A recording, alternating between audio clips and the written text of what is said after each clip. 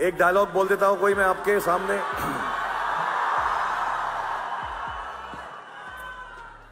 अपनी कुर्सी की पेटी बांध लीजिए, मौसम बिगड़ने वाला है। Good evening every. Truth is, the Honorable Prime Minister is on borrowed time. You all are on borrowed time, mark my words. And I would like to end by saying, थोड़ा सब्र रखिए और कुर्सी का पीटी बांध लीजिए, मौसम बिगड़ने वाला है। Bravo. Thank you, sir. This is called bravo. লোকসভার বাদল অধিবেশনের প্রথম দিনে বক্তব্য দিলেন অভিষেক বন্দ্যোপাধ্যায়। আর বাদল অধিবেশনের প্রথম দিন নয়, বাদল অধিবেশনের প্রথম দিনে বাজেট টাজেট এগুলো হয়ে গেছে। বাদল অধিবেশনে অভিষেক বন্দ্যোপাধ্যায়ের যেটা প্রথম দিন বক্তব্য রাখার, সেদিন তিনি বক্তব্য দিলেন হাউসে। এবং সেই বক্তব্য শুধু পশ্চিমবঙ্গের হেডলাইন হলো না, গোটা ভারতবর্ষের যত মিডিয়া হাউস আছে, গোটা ভারতবর্ষের যত ডিজিটাল সংবাদ মাধ্যম আছে, সবকিছু নিউজ হলো শুধুমাত্র অভিষেক বন্দ্যোপাধ্যায়ের বক্তব্য। এবং তার সঙ্গে অভিষেক বন্দ্যোপাধ্যায়ের সাথে লোকসভার পক্ষপাত দুষ্ট স্পিকার ওম বিড়লার যে বাদানুবাদ, সেটাও যথেষ্ট পরিমাণে ভাইরালও হয়েছে। শাহরুখ খানের বিখ্যাত ডায়লগ পাঠান সিনেমার, সেই ডায়লগের শেষ যে অধিবেশনের তার যে শেষ বক্তব্য ছিল, বক্তব্যটাকে শেষ করেছেন সেই পাঠান সিনেমার ডায়লগ দিয়ে, আপনি কুর্সি কি পেটি বাঁধ লিজিয়ে মৌসম বিগড়নে वाला है। তাদের উদ্দেশ্যে বললেন অভিষেক বন্দ্যোপাধ্যায়। নিশ্চিন্তে যাদের উদ্দেশ্যে বলেছেন সেটা আপামর ভারতবর্ষী তো বুঝতেই পেরে গেছেন, কিন্তু যাদের উদ্দেশ্যে বলেছেন তারাও যথেষ্ট সুখে বা নিশ্চিন্তে নেই, এটা অভিষেক বন্দ্যোপাধ্যায়ের প্রথম দিনের বাদল অধিবেশনের বক্তব্যতেই বোঝা গেল। তিনি যে কতটা লিখে এনেছেন, তিনি যে কতটা রিসার্চ করে এসেছেন, এবং তিনি যে কতটা মানে যে সমস্ত তথ্য রয়েছে, সেই তথ্য কতটা তার হাতে থাকলে এতটা কনফিডেন্স একটা মানুষের বক্তব্যে থাকতে পারে, যে কনফিডেন্সে সে স্বয়ং শাহরুখ খানের একটা ডায়লগকে কোট করে বলছে, আপনি কুর্সি কি পেটি বাঁধ লিজিয়ে মৌসম বিগড়নে वाला है। শাহরুখ খান এই ডায়লগটা দিয়েছিলেন পাঠান সিনেমায়।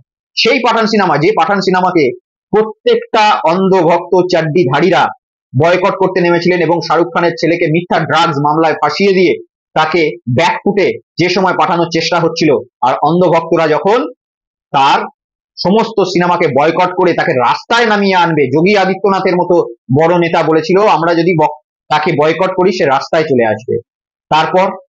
তারপর উত্তর সবারই জানা, পাঠান সিনেমা বক্স হাউসে এমন ঝড় তুলেছিল যে 1200 কোটি টাকার বিজনেস হয়, আর চাড্ডিধারীরা তাদেরকে আর খুঁজে পাওয়া যায়নি। শুনেছিলাম তারাও নাকি লুকিয়ে লুকিয়ে গিয়ে সিনেমাটা দেখে এসেছিল। আর সেই পরিপ্রেক্ষিতে শাহরুখ খান কলকাতার চলচ্চিত্র উৎসবে মমতা বন্দ্যোপাধ্যায়ের ডাকে হাজির হয়ে এই বক্তব্যটা দিয়েছিলেন, এই ডায়লগটাই দিয়েছিলেন। আক্ষরিক অর্থে অভিষেক বন্দ্যোপাধ্যায়ের যে রাজনৈতিক জীবন, সেটাও অনেকটা এখন এরকম চলছে। শাহরুখ খানের সাথে অভিষেক বন্দ্যোপাধ্যায়ের তুলনা করছি না, এখানে তার ব্যক্তিত্বের সঙ্গে অভিষেক বন্দ্যোপাধ্যায়ের ব্যক্তিত্বের আকাশ পাতাল তফাৎ রয়েছে। দুজনের মধ্যে তুলনা কখনোই করা চলে না। শাহরুখ খান একটা গ্লোবাল আইকন, অভিষেক বন্দ্যোপাধ্যায় একজন রাজনীতি অন্য ফিল্ডের লোক। তবে একথা নিশ্চিত যে শাহরুখ খান যদি গ্লোবাল আইকন হয়ে থাকে, অভিষেক বন্দ্যোপাধ্যায় কিন্তু পশ্চিমবঙ্গের যুব সমাজের আইকন, এ বিষয়ে কোনো সন্দেহ নেই।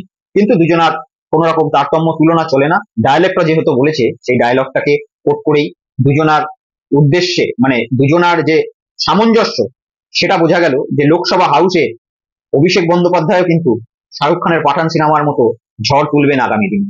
প্রত্যেকটা তথ্য, প্রত্যেকটা কাগজ, প্রত্যেকটা খুঁটিনাটি সমস্ত কিছু তার হাতে সামিল করে যেভাবে বক্তব্য দিয়েছেন, বিজেপির এমপিরা তারা চুপ, তারা শুধুমাত্র হই হট্টগোল ছাড়া তাকে কাউন্টার করার মতো কোনো জায়গা পায়নি। যখন আমরা জানি যে কোথাও তর্কে পারি না, কোথাও যুক্তিতে পারি না, তখন হই হট্টগোল শুরু করতে দেখেছি বহু মানুষকে।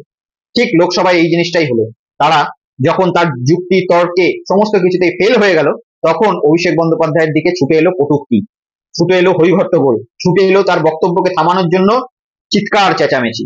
আর এ বিষয়ে লোকসভার যিনি supreme authority speaker Om Birla, সকলেই জানি যে লোকসভার বাইরে তিনি একজন নরেন্দ্র মোদীর পদধূলিতে থাকা একজন ব্যক্তি, কিন্তু লোকসভায় তার যে স্পিকারের মর্যাদাটা তিনি গতকাল রাখতে পারলেন না।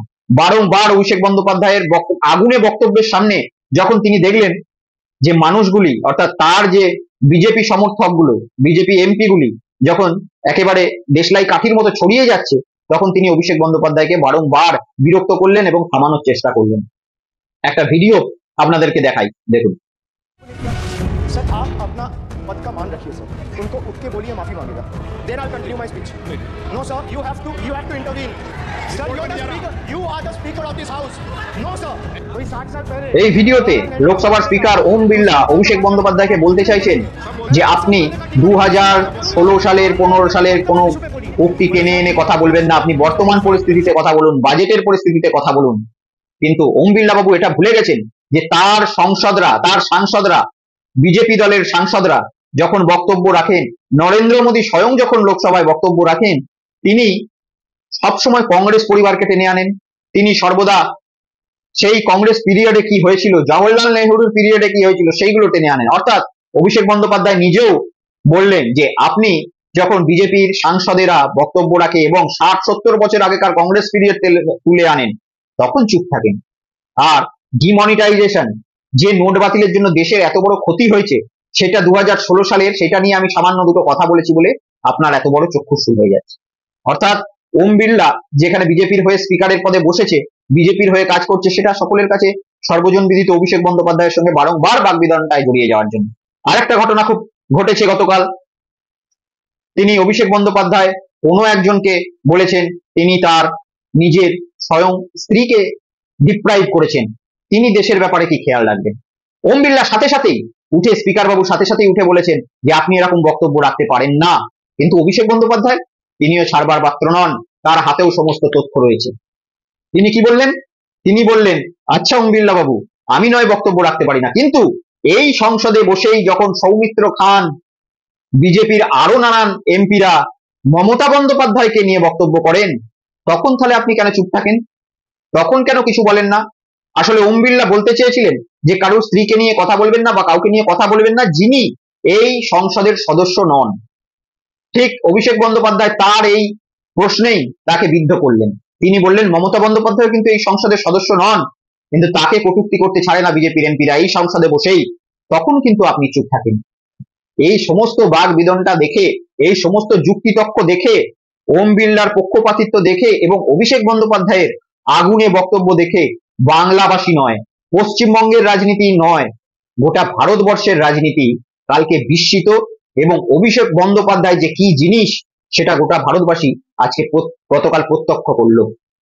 এই বাজেট অধিবেশনেই আরেকজন পশ্চিমবঙ্গের এমপি, মাননীয় জাস্টিস প্রাক্তন বিচারপতি অভিজিৎ গঙ্গোপাধ্যায় বক্তব্য দিতে উঠেছিলেন। তিনি নতুন এমপি হয়েছেন, তাই এমপি যে সংসদে কিরকম ভাষা ব্যবহার করতে হয় সেটা তার এখনো শিক্ষা হয়নি। তিনি ভেবেছেন তিনি আজ পর্যন্ত কোর্টের জাজই রয়েছেন এবং মানুষকে যেভাবে বিচারক পদে বসে মানুষকে যেভাবে বাজে বাজে কথা বলে এসেছেন সেটা সংসদেও চলে। তিনি সংসদে দাঁড়িয়ে কংগ্রেসের এক এমপিকে স্টুপিড বলে আখ্যা দিলেন। তিনি কংগ্রেসের এক এমপিকে স্টুপিড বললেন, যে ভাষাটা সংসদ বিরোধী, সংসদের আইনে যে ভাষার কোন রকম অভিধান নেই, সংসদের আইনে যে ভাষার কোনো জায়গা নেই, সেই ভাষায় কংগ্রেস বিধায়ককে তিনি বললেন স্টুপিড। কিন্তু যে বক্তৃতার মধ্যে তিনি স্টুপিড বললেন, সেই বক্তৃতার জন্য অভিজিৎ গাঙ্গুলি কি আদৌ শোকজ হবেন? আমার তো মনে হয় না। এটা যদি তৃণমূলের কোনো এমপি হতো, এটা যদি কংগ্রেসের কোনো এমপি হতো, নরেন্দ্র মোদীর পদধূলি নিয়ে চলা বলতেও খারাপ লাগছে স্পিকার, তিনি কিন্তু তাদেরকে শোকজ তো দূরের কথা সাসপেন্ড করে দিতেন। কিন্তু যেহেতু বিজেপির এমপি, তিনি একটাও শোকজ লেটার পেলেন না, তাকে একটু সামান্য সতর্ক করা হলো, এরকম এই ছেলে ভুলানোর মতো, এই এরকম আর বলবে না, এই ছেলে ভুলানোর মতো বলা হলো, কিন্তু তাকে কোনো শোকজ করা হলো না। কিন্তু এই যিনি সংসদ বিষয়ক মন্ত্রী রয়েছেন তিনি বলেছেন যে এই বিষয়টা খুব দুঃখ প্রকাশ করেছেন, যে এই বিষয়টা অত্যাধিক খারাপ হয়েছে এবং সংসদের যদি কেউ মর্যাদা অক্ষুণ্ণ করে থাকে তাহলে তার নিজস্ব সতর্ক হওয়া উচিত, আগামী দিনে তিনি এই বিষয়টা খতিয়ে দেখবেন। তাহলে আগামী দিনে কি অভিজিৎ বাবু এই শিক্ষা নেবেন এই ভুল থেকে, সেটা দেখা যাবে। সেটা জনগণ আপনারা কমেন্টস করুন যে অভিষেক বন্দ্যোপাধ্যায়ের বক্তব্য আপনাদের কেমন লেগেছে, এবং খারাপ লাগলেও কমেন্টস করুন, ভালো লাগলেও কমেন্টস করুন। তবে সংসদ থেকে এবারে আসি বাংলার রাজনীতিতে। গতকাল পশ্চিমবঙ্গের বিধানসভাতেও একটি মজার ঘটনা ঘটে গেছে বলবো। মজার ঘটনা এই কারণে যে বর্তমানে পশ্চিমবঙ্গের বিরোধী দলনেতা শুভেন্দু অধিকারীর সাথে যা ঘটনাই ঘটছে সেটা মজার ঘটনা। তার কারণ উনি যেভাবে রিয়াক্ট করছেন, একটা সুস্থ মস্তিষ্কের মানুষ সেভাবে রিয়াক্ট করেন না। উনি যেভাবে মানুষের আগ্রাসনের সঙ্গে প্রেস কনফারেন্স করছেন, মিডিয়া করছেন, যেভাবে ছুটে যাচ্ছেন, সেটা একটা সুস্থ মস্তিষ্কের বিরোধী দলনেতার পক্ষে অত্যন্ত অশোভনীয়। ঘটনার পরিপ্রেক্ষিতে বলে রাখি, গতকাল বিধানসভায় পূর্বস্থলীর বিধায়ক তপন চ্যাটার্জির সঙ্গে বিরোধী দলনেতা শুভেন্দু অধিকারীর আবার দ্বিতীয়বারের জন্য বাগবিতণ্ডা হয়েছে। কিছুদিন আগে তাদের মধ্যে বিধানসভার মধ্যে একটি বাগবিতণ্ডার ঘটনা ঘটেছিল, সেটাও হাইলাইটে এসেছিল, খবরের মাধ্যমে এসেছিল, এবারেও হয়েছে। তবে সেই বাগবিতণ্ডাটা কি হয়েছে, ছোট্ট করে একটা ভিডিও ভাইরাল হয়েছে, সেটা আগে আপনাদেরকে দেখিয়ে রাখি। দেখুন।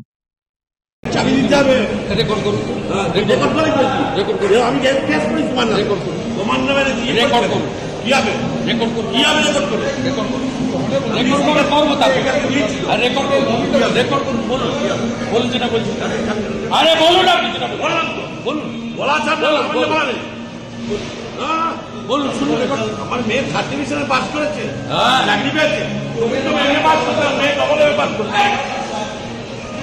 চিটিং বাদ কোথাকার,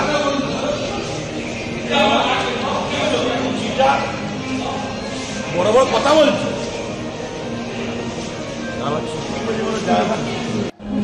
চাবি দিতে তাহলে দুজনের খুব হটটক হলো বিধানসভার মধ্যে, দেখতেই পেলেন। এই বিষয়ে বেরিয়ে এসে শুভেন্দু অধিকারী একটা প্রেস কনফারেন্সও করেছেন, সেটাও আমি আপনাদেরকে দেখাবো। কিন্তু তার আগে বলে রাখি, এই হটটকটায় যখন শুভেন্দু অধিকারী বেরিয়ে যাচ্ছেন, সকলেই এটা নিয়ে শুভেন্দু অধিকারী আওয়াজ তুলেছেন যে তাকে নাকি চিটিংবাজ বলা হয়েছে। কিন্তু এই হটটকটার সূত্রপাত কোথায়? এই হটটকটার সূত্র অনুযায়ী শুভেন্দু অধিকারী যখন অফ ক্যামেরা ছিল, ক্যামেরা কোনো রকম রেকর্ড হচ্ছিল না, সেই সময় তপন চ্যাটার্জিকে অত্যন্ত বাজে ভাষায় একটা কটূক্তি করেন। মাফ করবেন। তপন চ্যাটার্জির ব্যক্তিগত, পারিবারিক, সাংসারিক বিষয়ে তিনি নাক গলান, এটা সূত্রের খবর। তিনি তপন চ্যাটার্জির মেয়েকে একজন 3rd ডিভিশনে পাশ করা মহিলা হিসাবে উক্তি করেছিলেন। সূত্র অনুযায়ী এটাই শোনা যাচ্ছে, এবং এখানে তপন চ্যাটার্জিকে বলতেও শোনা গেছে যে 3rd ডিভিশনে পাশ করেছে আমার মেয়ে, এটাও একটা জায়গায় বলতে শোনা গেল। তো একজন বিরোধী দলনেতা তার মেয়ের বয়সী একজনকে, তপন চ্যাটার্জির তার কলিগ, তার মেয়ে মানে তারও কন্যা সম, তাকে তিনি কটূক্তি করছেন 3rd ডিভিশনে পাশ করা মহিলা।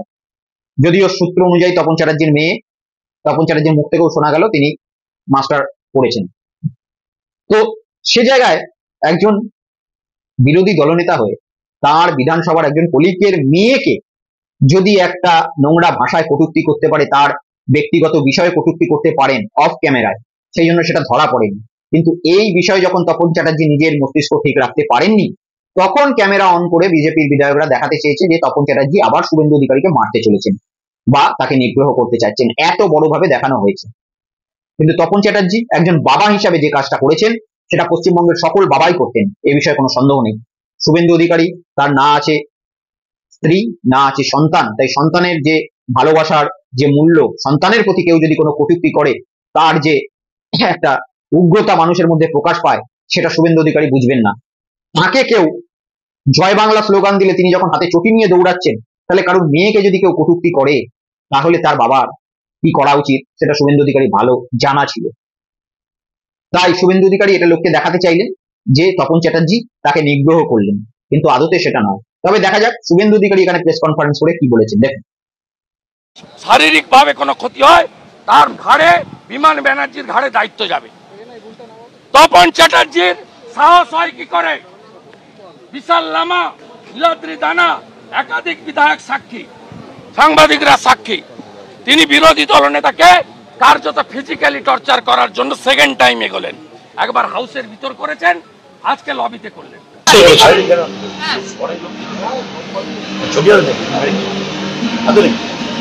আপনাকে জিজ্ঞেস করি, আমি বলি চিটিং বাদ, মিথ্যে কথা বলেছেন, ইউ আর লায়ার। যে মাকে বলে বেগি বিবি, মাকে বলে বেগম, ওর সঙ্গে এসছে ভালো, তারপর কি করবে? অটোমেটিক মা বল, তাকে বিবি বলে, বেগম বলে, এটি কি শুনবো টাকা? এই ব্যক্তিটার যা অবস্থা, আগামী দিনে যদি বর্ষাকালে বৃষ্টি না পড়ে, যদি গ্রীষ্মকালে গরম না পড়ে, যদি শীতকালে শীত না পড়ে, তাহলেও মনে হয় এই ব্যক্তিটা রাজ্যপালের কাছে দৌড়াবেন। তার কারণ কথায় কথায় সমস্ত কিছু, এটা একটা অত্যন্ত নগণ্য বিষয়, ছোট বিষয়। দুই কলিগের মধ্যে একটু ঝামেলা, আমাদের স্কুলে যখন আমরা পড়তাম, কলেজে যখন পড়তাম, দুই ছাত্রছাত্রীর মধ্যে একটু ঝগড়া হয়ে যায়, যারা অফিসে কাজ করে কলিগের মধ্যে একটু কথা কাটাকাটি হয়ে যায়, কিন্তু তা বলে সেটা নিয়ে কেউ অফিসের চেয়ারম্যানের কাছে দৌড়ায় না। তো সেই রকমই শুভেন্দু অধিকারীর এখন মানে এমনই ব্যাপার হয়ে গেছে, যা কিছুই হচ্ছে উনি বলছেন আমি রাজ্যপালের কাছে এটা নিয়ে যাব, যা কিছুই হচ্ছে উনি বলছেন আন্দোলন করব, যা কিছুই হচ্ছে উনি বলছেন যে বিধানসভায় বন্দ্যোপাধ্যায় বিধানসভার যিনি স্পিকার রয়েছেন তাকে এই বিষয়ে শাস্তি দিতে হবে। কেন? বিধানসভার স্পিকার মহোদয় বিধানসভা যখন চলছে সেই বিধানসভা চলার মধ্যে যে ঘটনাগুলো ঘটছে সেগুলোর মধ্যে তিনি হস্তক্ষেপ করবেন। বাইরে একটা লবির মধ্যে দুটো বিধায়কের মধ্যে গল্প করতে করতে মারামারি হলো, কথা কাটাকাটি হলো, সেটা নিয়েও তাকে হস্তক্ষেপ করতে হবে। বিধানসভার এত সময় বোধহয় নেই আমার যতদূর ধারণা। তবে শুভেন্দু বাবুর আমি বলছি না যে কোথাও একটা সমস্যা মনে হয় হচ্ছে, কোথাও একটা নিজের দলে কোণঠাসা হয়ে অথবা রাজ্যবাসীর কাছে তার যে রাজনৈতিক উলঙ্গতা প্রকাশ পেয়ে যেভাবেই হোক তার কোথাও একটা মানসিক সমস্যা সম্ভবত হচ্ছে, যার জন্য ছোট ছোট ইস্যুকে নিয়েও তিনি দেখাতে চাইছেন তিনি সেটাকে নিয়ে আন্দোলন করবেন। কিন্তু একটা আন্দোলন, সিঙ্গুরের যে আন্দোলন, একটা নন্দীগ্রামের যে আন্দোলন, একটা 21শে জুলাইয়ের 1993 সালের যে আন্দোলন, তার সঙ্গে তিনি সবকিছু গুলিয়ে ফেলছেন যে তিনি যে আন্দোলনগুলো করবেন সেটা মনে হয় ততটাই জনপ্রিয় হয়ে গেছে। না, মমতা বন্দ্যোপাধ্যায় যে আন্দোলনগুলো করেছিলেন ওগুলো মানুষের জন্য করেছিলেন, মানুষের ভোটের অধিকারের জন্য করেছিলেন। আর আপনি যে আন্দোলনগুলো শুভেন্দুবাবু করতে চাইছেন সেগুলো আপনাকে নিজে বড় দেখানোর জন্য বিজেপি দলের কাছে, এবং আপনি যে নিজের জন্য আন্দোলন করছেন সেটা স্বয়ং রাজ্যপালও বুঝে গেছেন, যার জন্যই তো ইদানিংকালে আপনাকে দেখা করারও টাইম দিচ্ছেন। তো যাই হোক, এই ঝামেলা বিধানসভার কতদূর গড়ায় দেখবো। আর যাওয়ার আগে আপনাদের জন্য থাকছে অভিষেক বন্দ্যোপাধ্যায়ের যে স্পিচ গতকাল লোকসভায়, আগুনের স্পিচ, তার পুরোটা ছোট ছোট ছোট ছোট ভাগে কেটে মুখ্য বিষয়গুলো 9 মিনিটের একটা স্ক্রিপ্ট তৈরি হয়েছে, একটা ভিডিও তৈরি হয়েছে। যাওয়ার আগে আপনারা দেখে যাবেন ওটা। আজকে চলি, সকলে ভালো থাকবেন, কালকে আবার কোনো প্রতিবেদন নিয়ে দেখা হবে। যারা ইউটিউবে দেখছেন অবশ্যই সাবস্ক্রাইব করবেন, এবং যারা ফেসবুকে দেখছেন অবশ্যই শেয়ার, কমেন্টস, লাইক পেজটাকে করে দেবেন। এবং যাওয়ার আগে অভিষেক বন্দ্যোপাধ্যায়ের বক্তব্য দেখে পুরোটা শুনে, যারা শোনেননি তারা শুনে তারপরে যাবেন। আজকে চলি, জয় হিন্দ, বন্দে মাতরম, জয় Bangla. So now I come to G. G for guarantee.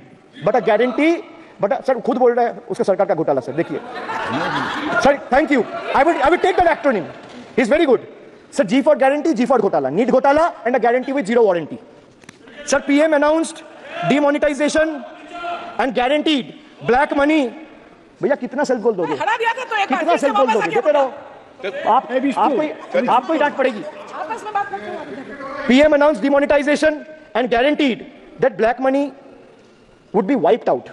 Sir, he failed. Sir, why I say guarantee with zero warranty? Why I say guarantee with zero warranty? Because PM announced demonetization, he said black money will be wiped out. Sir, this government failed. 99% of the black money came back into circulation and is in the system now. Sir, he guaranteed that terrorism would be curbed, again failed. There has been 26 terror attacks in Jammu and Kashmir in the last 6 months. Sir, guaranteed to create 25 crore jobs in 2014, failed. In 2023, the government admitted that in the last 10 years, only 1 crore jobs were created. Sir, guaranteed everyone will have a house. The Prime Minister himself said that every Indian will have a roof over their head. Everyone will have a house by 2022. The Finance Minister proposed the construction of an additional 3 crore houses under PM Awas Yojana. Yet no mention has been made of 11,36,000 houses in Bengal that are still awaiting central funds. While the same money is being allocated to purchase aircraft worth 8,000 crore and construct palatial buildings as a part of Central Vista project worth 20,000 crores. And the poor people of this country still endure homelessness and remain without a roof over their heads. Still remains without a roof over their head. Another failed promise. So the guaranteed employment to the rural poor under Manrega, but failed. As I said, not a penny has been allocated for Bengal in the last 3 financial years following BJP's embarrassing defeat in the 21 assembly elections. So they guaranteed to turn bullet trains into a reality by 2022. Failed again. Now the deadline has been conveniently shifted and postponed to 2026. Sir, 1 kilometer of bullet train costs 200 crore. 1 kilometer of dedicated freight corridor, DFCs on the other hand, costs 25 crore. Sir, railway accidents today has become the order of the day. But the union budget presented yesterday makes no mention of rail safety or installation of anti-collision devices or coverage in the passenger trains.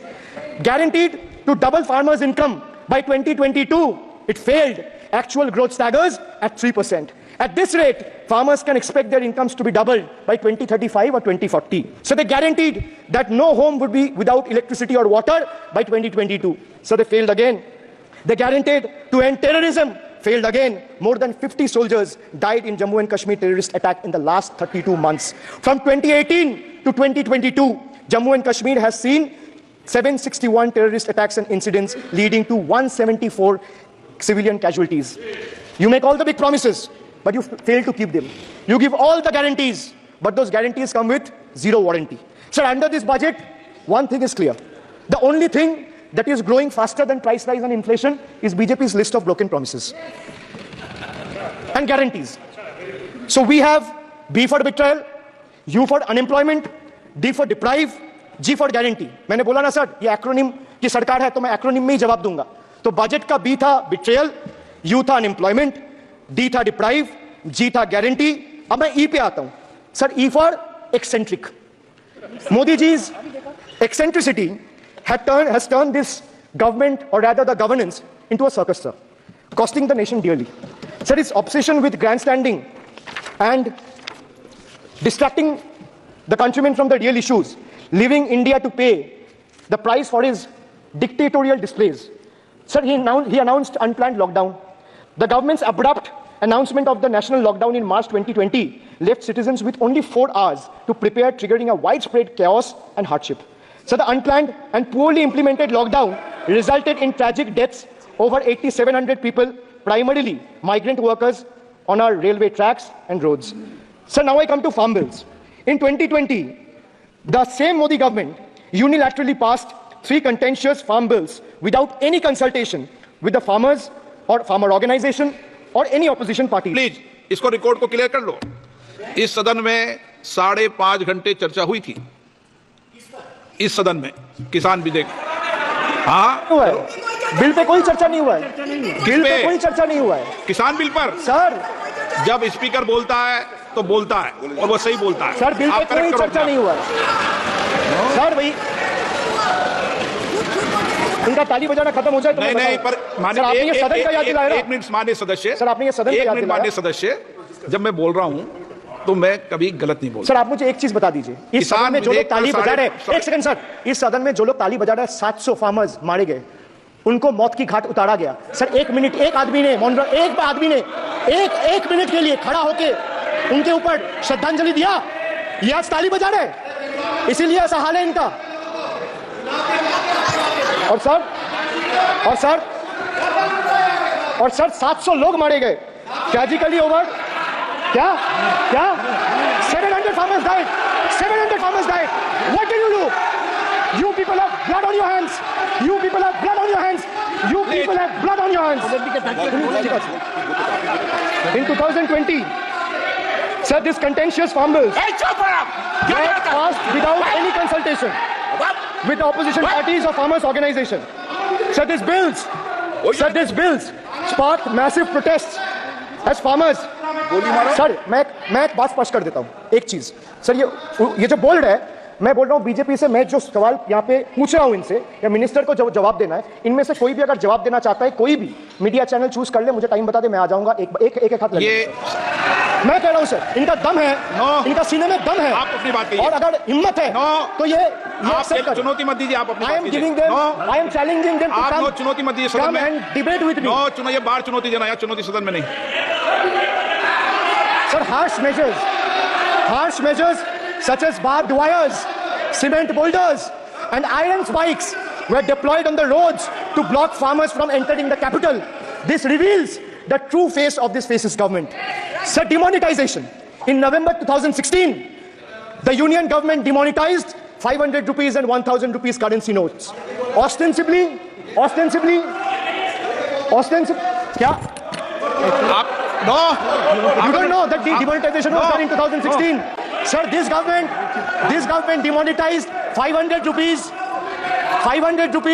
and 1000 rupees note. Sir, ये मुझ पे आरोप लगा रहा है, मैं पढ़ के बोल रहा हूँ. पीएम टेलीप्रॉम्प्टर से बोलते हैं. सर, प्राइम मिनिस्टर टेलीप्रॉम्प्टर से बोलते हैं. तो मैं पढ़ के बोलूंगा सर.